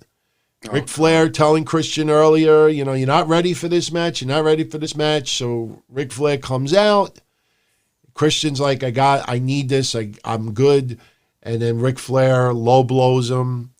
He's basically on his hands and knees in the ring, wincing in pain. Randy Orton punts him. And when Randy Orton punts him, once again, dumb referee shit. Referees, when someone is unconscious, think of Tommaso Ciampa in NXT against Karrion Kross. As soon as Tommaso Ciampa, the referee, thought that Ciampa couldn't answer, he immediately called for the bell. Christian is fucking in a coma. He gets punted, and how much clearer can it be when a referee looks over at Christian and Christian is, it's the referee that just looks at him. Randy! And once again, there you go again. The fucking referee, go back. Randy Orton's just looking over Christian, like he didn't want to do that. And Christian is just laying there unconscious. And the referee looks over at Orton and goes, Randy! Like, do something. Randy! Oh, God. So He did do something. He kicked him into unconsciousness. Yeah, after he kicked him. And Christian was unconscious. Like Randy Orton is saying, I'm sorry, I didn't want to do this. I didn't want to do this. No, you deserved it. It's all your fault. And the referee's just standing there. Meanwhile, Christian is already in a coma, in a vegetative state. And the referee, instead of just checking Christian and calling for the bell, and I'm talking in storyline, the referee looks over at Randy. I'm telling you, go back and watch it. And he looks at Randy and goes, Randy! Oh, I fucking hate that, man. They did that with Matt Hardy, too. No, Randy! No! So that's how we go off the air. We got fucking the 14-year-old paramedic that looks like he wants to be Justin Bieber. That fucking goofy haircut. Looks like he hasn't grown any pubic hairs on his balls yet. Fucking 13 years old. He's just caressing Christian's neck. And it's 45 seconds, and he's still caressing his neck. And meanwhile, the real paramedics are, like, playing around with the stretcher, like, what do we do? What do we do? It was just, I don't know. No, Randy, no! I didn't like it. I expected this because we know Christian cannot have a match right now. And I guess Christian was there to go along with the Edge storyline. Now with Edge out because of the torn tricep, Christian is out too. Yeah, so who picks up the slack on this feud here? Is there anybody else? Could we get Gangrel back here to fight him or something? You know what? Maybe they will do something with Randy Orton and Ciampa. Ciampa, yeah, maybe. I'd love that. I wouldn't mind seeing that. They want to. I don't know how you go from one to the other, but hey, that's their job. That's what they get paid for. I don't get paid to come up with that. Right, find a way. Yeah. So that was your Raw tonight. Not bad. Not bad. Those out there, if you want to see some pretty cool, Randy Orton did an interview with CBS Sports. I'm not going to read what he said. Yeah, I saw it. But he talked about his previous comments when everybody was writing Black Lives Matter, and he wrote All Lives Matter. And he explained why he originally said what he said, and then he started to really pay attention. He even, was against Kaepernick. If anybody reads what he said, I will tell you as a white guy, and with the same views now, I think there's a hell of a lot of people out there around my age, Randy Orton's age that went through the same process that Randy Orton went through. Because several years ago, Kaepernick's disrespecting our troops, disrespecting the flag, and it didn't have anything to do with that. It was about, and I understand we knew that it was, objective to police brutality, but in the process, a lot of us, including me, felt that he was disrespecting the flag. Like there's other ways to do it. But as these happen and you listen and you pay attention and you have people that you know personally, in Randy Orton's case, he's got a whole smorgasbord of people who have gone through this, from Xavier Woods to Big E to everyone else, Shelton Benjamin and others. And he grew, and, he looks at things completely different than he did years ago. And a lot of people, he looks at that completely different. Yeah. A lot of people give him a lot of credit for evolving like this. The reason why I bring everybody's attention to it right now is because I think a lot of people out there have gone through the same. Just because he's a famous wrestler doesn't mean he's not. I say this all the time. We all bleed the same. We all cry the same. We all have the same emotions. Just some people are entertainers, on television, and other people aren't. But I think what he explains, a lot of people, including yours truly, have gone through the same process. And what I liked about what he said is, that's not made up. You know what I mean? Like, there's so many little nuances of what he says that I don't think you could lie and make that up. And in hindsight, I think of Hogan. And man, Hogan should have went on an apology tour as if it was WrestleMania 3. Didn't he? No, he went to the media and cried on television, but he never went to schools, never went to talk to young kids. He accepted one award for like the Cub Scouts or something and talked there. But Hulk Hogan should have went on for a couple of years speaking engagements. Even though I believe everybody has a right to redemption, but you look back on it, he totally blew an absolutely necessary opportunity where he could have legitimately mended fences over the past bunch of years. And I think at the end of the day, I think Hulk Hogan was afraid to go to these mostly minority schools because he didn't want to have people constantly cursing him out or putting him down or berating him or making him feel guilty. So he goes on TV, he cries a little bit, he's got his friends sticking up for him, and I don't think he's a racist, but it's not for me to tell because, I'm not black. But I think Hulk Hogan in hindsight totally blew a tremendous opportunity. And I think that's why Hogan is really not more featured on television, especially with WWE. It's like a special appearance once in a blue moon, and that's it. And meanwhile, this guy is getting older and older and older. You know how many years he has on this earth still. And I don't think he'll ever overcome that. I don't know. I thought to a degree, a lot was forgiven by a bunch of people and then others didn't. I think he's always going to have that stigma. And he comes off very disingenuous. I think that's the problem with Hogan. He doesn't, people don't buy his story or his apology. And he's done some stuff, and people heard that stuff on the tape about the guy deserving to be paralyzed, and that's what God wanted for him, and weird shit, and sleeping with his friend's wife and getting filmed. It's just a lot of, again, not that everyone's got to be the moral compass. I mean, everyone's got things they do that they're not proud of and skeletons in their closet. But I think Hogan, everyone held this hero to a higher standard, and when they saw all these flaws in their hero, they're like, and then they heard him with the N-word. And they're just shaking their head going, I don't like Hogan anymore. And I think I know a lot of people, and me and you watching wrestling, DT, since Hogan was in his rookie years, 1979. Probably his third year in the business at that point, second year. So we've been around since day one with that guy, seeing him on TV, seeing him through the Rocky and Hulkamania and all that stuff. And again, what he was and what he is now is two different things. And I think, Yeah, you're right. He burned a lot of probably good opportunities. I think he's still held in regard by a lot of people who just want to remember the hero that they remember. Other people I think it's 50-50 now, DT. If you poll people. I don't think so. You're talking about now? Are we talking about you're talking about strictly black people?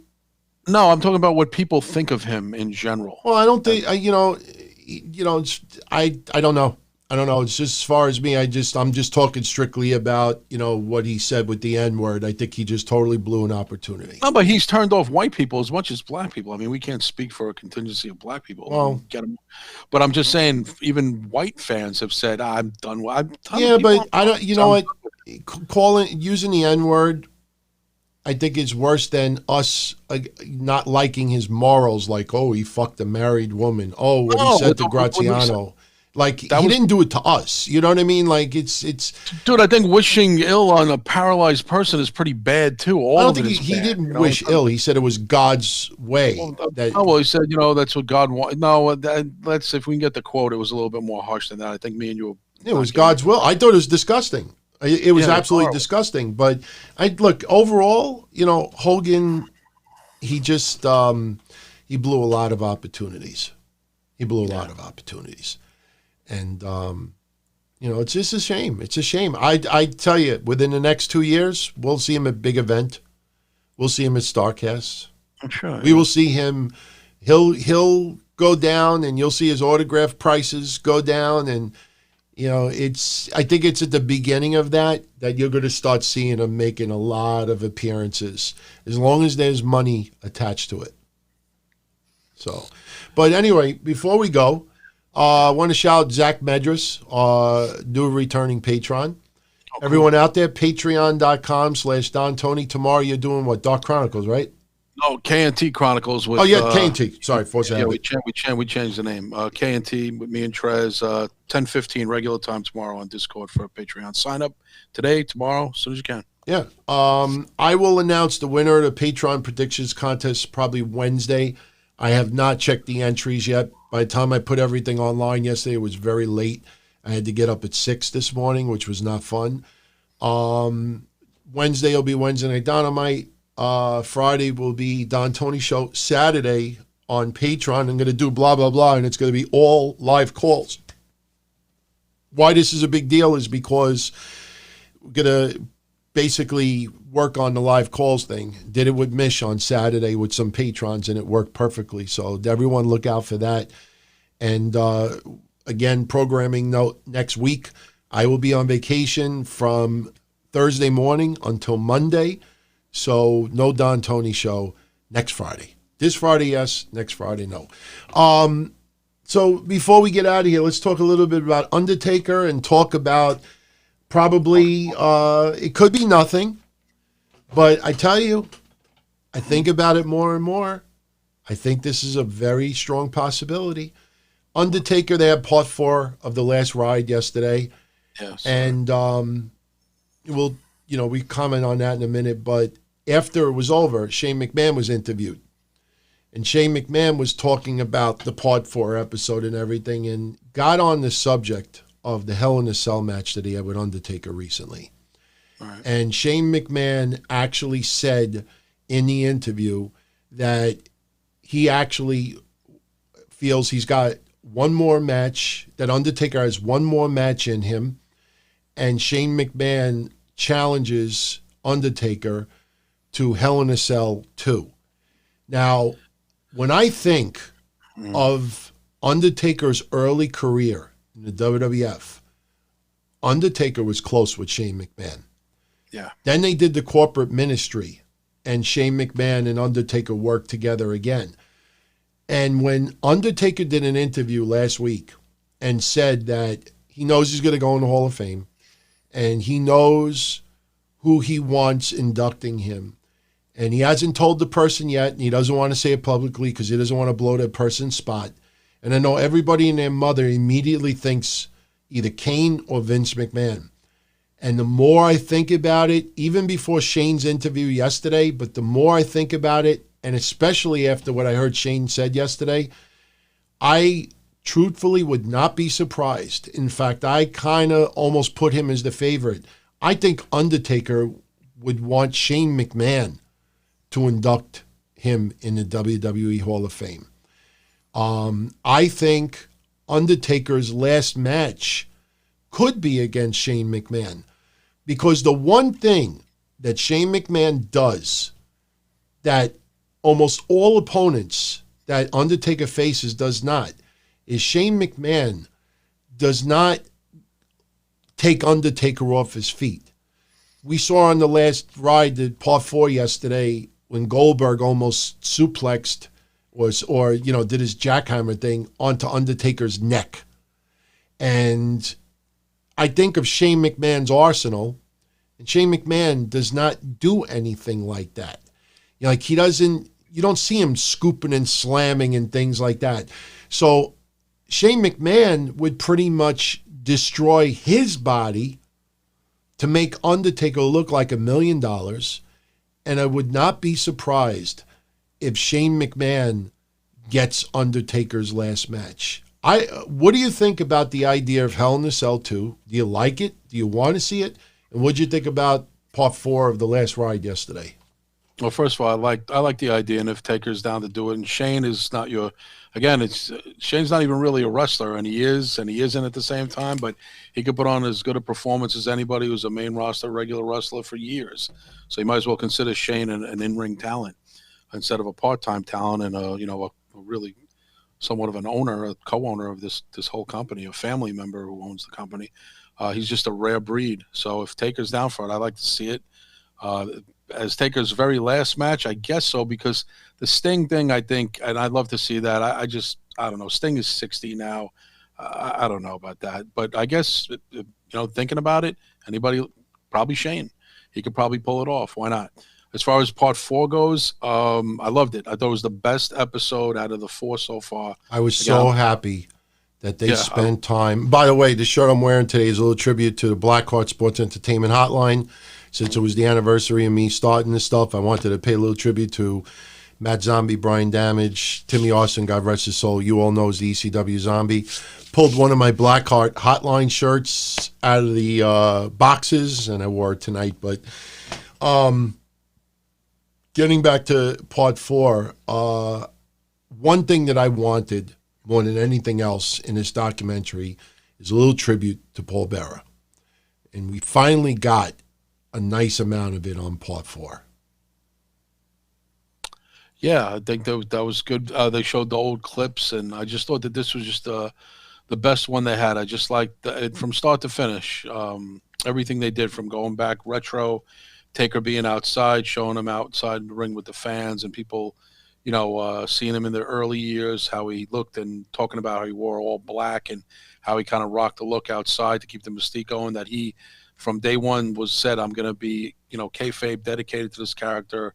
I'm going to be Undertaker everywhere I go. I'm not going to let anybody see me without the Undertaker, mystique.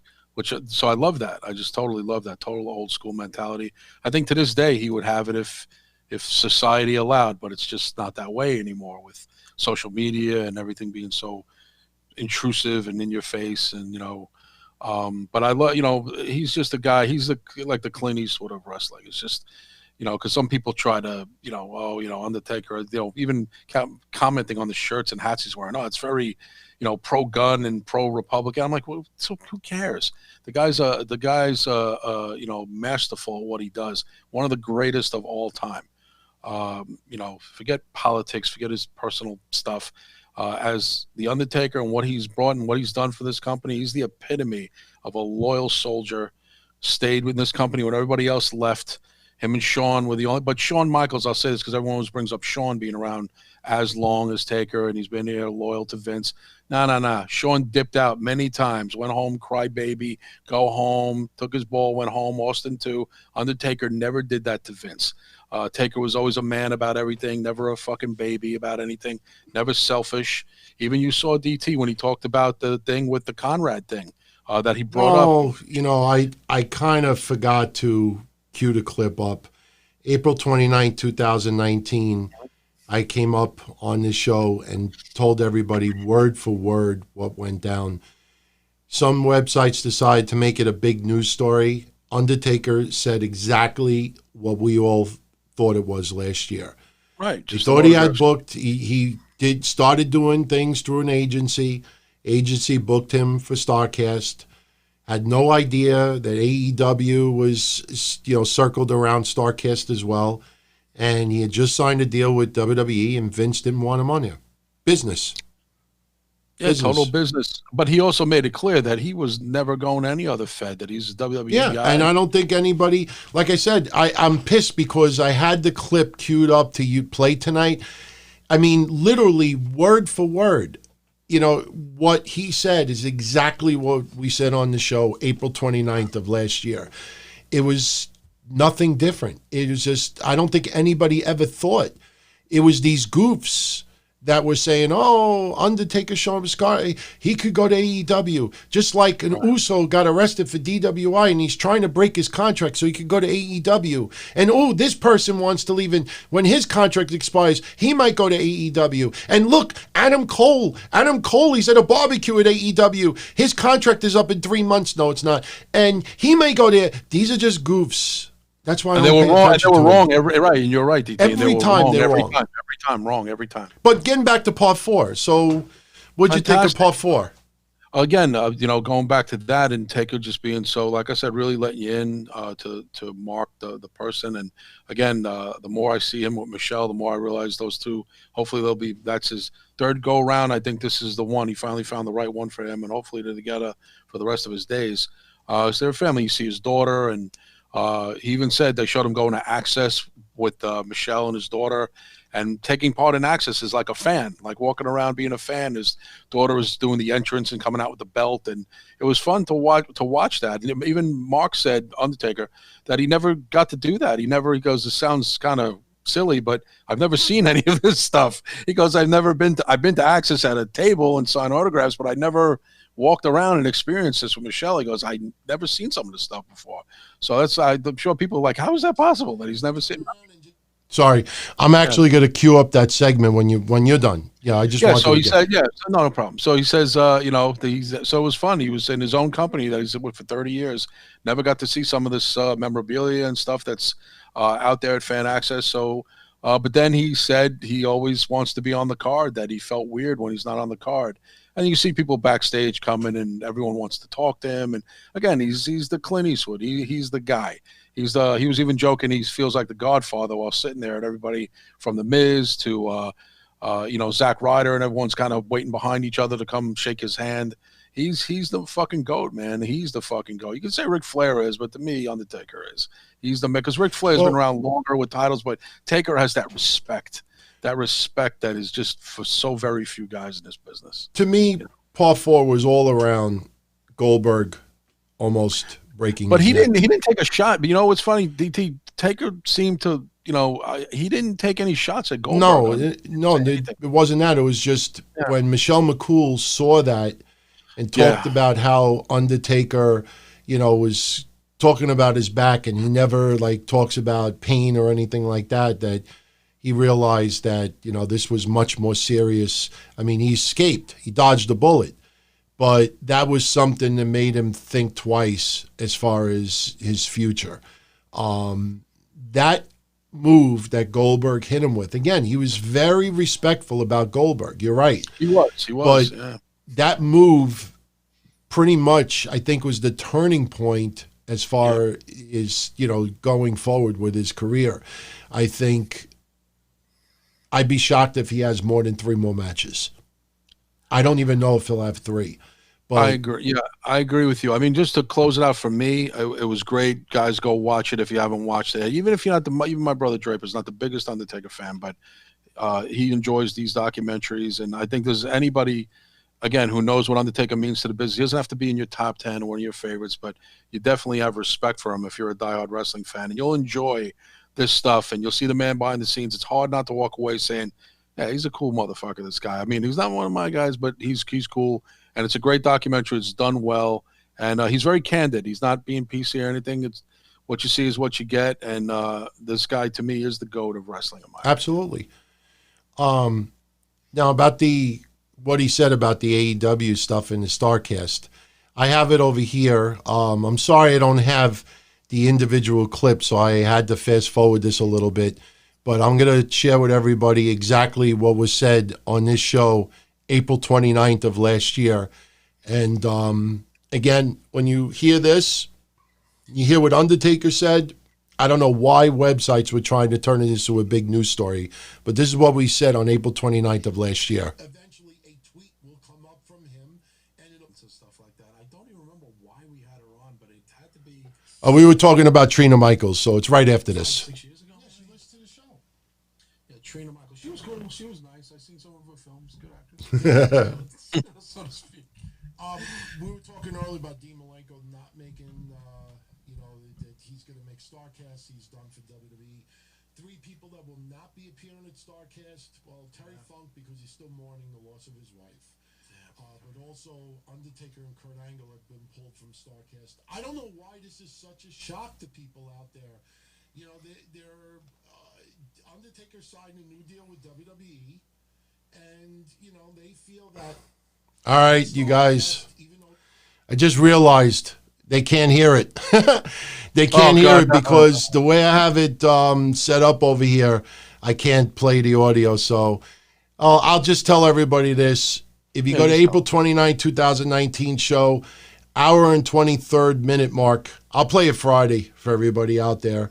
So for the Don Tony haters out there, I'm sure you're all kind of happy that I couldn't play it. I forgot again, this is what happens. I have all the audio because of the other laptop all going out through the mixer. I can't pipe in audio from the computer at the same time. I dedicate how'd you do it with when you put the cross clip up? I use my mixer board. Oh, okay. Yeah, it's all inputted through my mixer board. So sorry, everybody. It's not a big deal. It's not a big deal, but I'll share it Friday. But listen, before we go, I got to share this with everybody because I don't know how everybody feels about it. I thought it was pretty stupid. And if they do go this route, I think it's even stupider. Did you hear the rumors about what some websites are claiming might have been the driver of the car that hit Elias and also set up Jeff Hardy? No, actually, that's be news to me. I didn't hear anything. There's some websites out there that are claiming that WWE may, in fact, have Sami Zayn be the driver of the car. Shit. And they bring up because he has red hair and a red beard.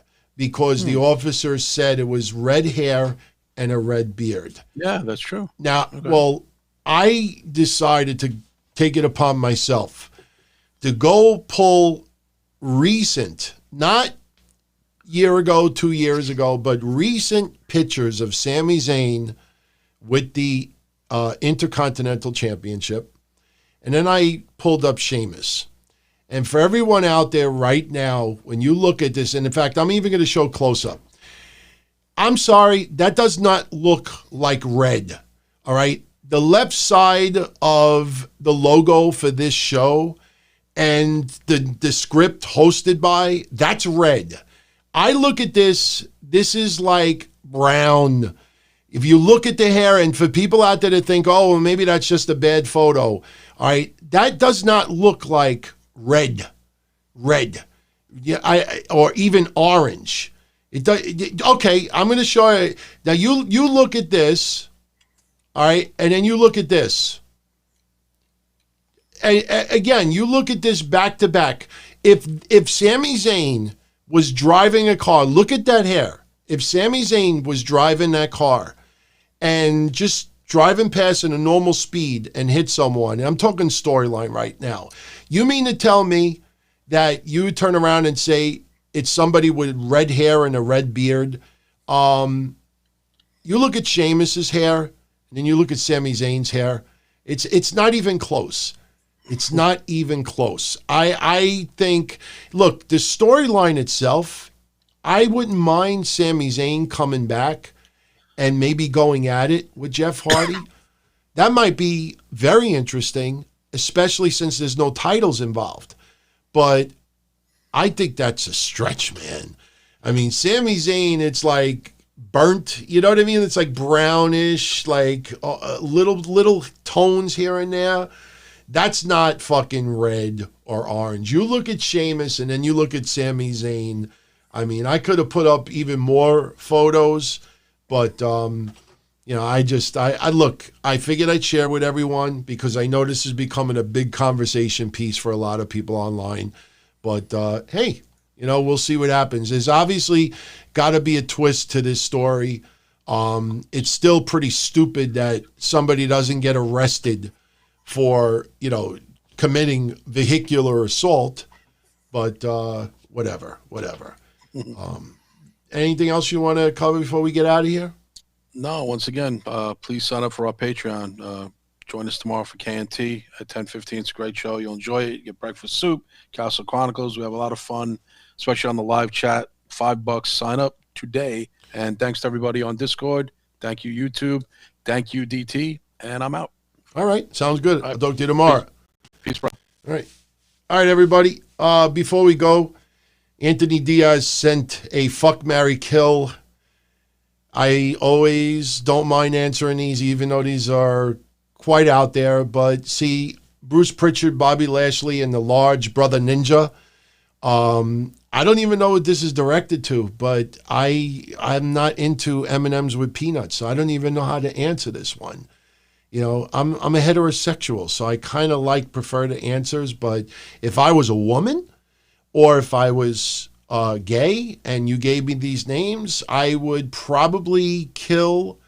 I'd probably kill a ninja, brother Ninja, because number one, he hasn't made it in WWE yet, so he probably ain't got major cash as far as I know. Bobby Lashley, you know, he's military guy, stand up. I would think any person would probably love to you know, be with him with his physique. And Bruce Pritchard, you just marry him for his money. So, you know, again, you know, I will answer pretty much anything, especially if you do a super chat. I definitely owe it to you to answer that. But yeah, that's kind of out there. Marry a ninja, right? Marry a ninja. Hell no, marry a ninja. And, you know, as we're doing this, my fiance tells me with the most random comment. I really can't. Well, actually, I can show it to you because her last name is not on here. But this just shows you the type of text messages I get late at night. I don't know if you could see this, but it says, did I know that both my fiance and I were both married, both born on Thursdays? That's what I get at 12:57 a.m. So, AMJ, yes, I have some gay friends. One of my closest friends is gay, and I actually go back with him since we were like 12 years old. In fact, he originally dated women, only women, and then he went bi, and then he revealed later on that, you know, he was gay, but I think was always afraid to let it come out, and he dated women for a couple of years. Also, this girl that I used to be involved with, her husband had left her for another man, and we were actually friends with her husband. So I have a few people that are gay. In fact, I've told this before. I went to a wedding in my family about 4 or 5 years ago, and my cousin, she married a girl. And the funny thing is when I went to the wedding, like, I was just really curious to see some of my relatives, especially the older ones, how they were going to handle going to a gay wedding. Like, I just imagine what people could possibly say, like, who's the husband and who's the wife, you know, when they do like that. But I tell you, man, it was a cool wedding. Nobody felt out of place. It was just wonderful. It's just the truth. I mean, unfortunately, Lion, it's probably not like a crazy story. Yeah, I'm not going to exaggerate it. So it is just a very bland story, but it's true. It is the truth.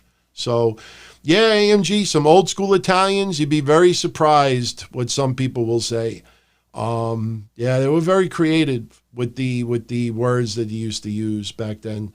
Clown, can I drink alcohol on keto? Yes, as long as it's not sweet. Like, I could have vodka. I actually have this sugar-free margarita mix that's mixed with stevia. And I actually could have tequila with it. You mix it together and it tastes actually pretty good. So, but look, we're at an hour, 54 minutes. It's not fair for me to stay on when my co-host left, so I'm going to get out of here. But I want to invite everyone. Friday, we're going to cover SmackDown. We're going to cover any other news that breaks between now and then. I'll play that little clip for the DT haters out there, from April of last year. But we're going to do a hell of a lot of Q&A. So you could ask me pretty much anything. So if you want to come by Friday, right after SmackDown, I will be up here. And don't forget Wednesday. I'll also be up here for Wednesday Night Don-O-Mite. We'll cover AEW. We'll cover NXT. I heard AEW has 11 dark matches scheduled for tomorrow. To me, that's way overkill. Especially when you play guess the winner. Those matches are so fucking predictable. It's not even funny. But, so that's pretty much it. John Dillinger, would I ever do a festival event with Eastern Championship Wrestling? I don't even know what you mean by that. Listen, the reason why I don't want this to go over 2 hours is because YouTube takes like 45 minutes to process. And I stay up and I wait because I have to download the finished product and put up a commercial-free version for our patrons. So when the show it's 1 a.m. here right now, I'm not going to sleep till like 3:30 minimum. And I got to get up at 6. So it's better for me to jet out here now. So this way YouTube has it up. As long as you stay under 2 hours, everything is up there. But again, don't forget, Wednesday I'll be here. Friday I'll be here. And for Patreon, Saturday, we'll be taking calls. Saturday's going to be all calls. Call in, talk to yours truly. We'll have some fun discussion. And I expect to start calls here for all of you for Wednesday and Friday shows in about 2 weeks. Not next week, but the following week. Going to start taking calls on Wednesday and Friday. I think we'll have a lot of fun. The way I'm setting it up is going to be very professional. We'll have screening so that we don't have to worry about, trolls coming in. Anthony, I don't have it set up right now. I would love to have you on right now, but I don't have it set up, to be honest with you. But Anthony, you're a patron. So Saturday, you could call in. So, we'll do it Saturday. And then, like I said, in about 2 weeks, we'll have it online. So everyone, I'm going to jet.